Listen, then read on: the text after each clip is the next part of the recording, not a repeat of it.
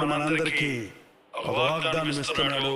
యెషయా గ్రంథం 43వ అధ్యాయం 3వ వచనంలో 2వ లైన్లోని ఒక భాగం, నేను నిన్ను రక్షించువాడను. చెప్పగలరు ఎంత స్పష్టంగా దేవుడు చెప్తున్నాడో. నేను అంటే ప్రభు, నిన్ను అంటే నిన్ను రక్షించువాడను.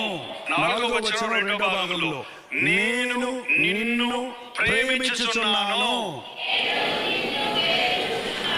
నేను నిన్ను ప్రేమించుచున్నాను. 5వ వచనంలో, నేను నీకు తోడై ఉన్నాను. ఈ 3 మాటలు మనం పట్టుకుంటే, ఈ 3 వాగ్దానాలు మనం సొంతం చేసుకుంటే, ఈ లోకంలో ఉన్న పోకడ ప్రకారం మనం పోక ఆయన తోడు కలిగి ఆయన సాక్షులుగా జీవించగలుగుతాం.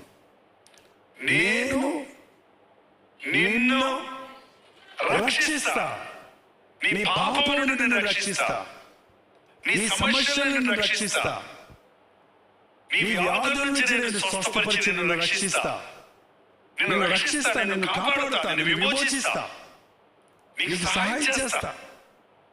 నువ్వు ఏ స్థితిలో ఇరుక్కుపోయినప్పటికీ, ఏ స్థితిలో నీవు నిలబడిపోయినప్పటికీ, ఎప్పుడు 24/7 24 గంటలు లోబడనొల్లని వారి వైపు దినమంతయు నా చేతిలో చాచి ఉంచి ఉన్నాను.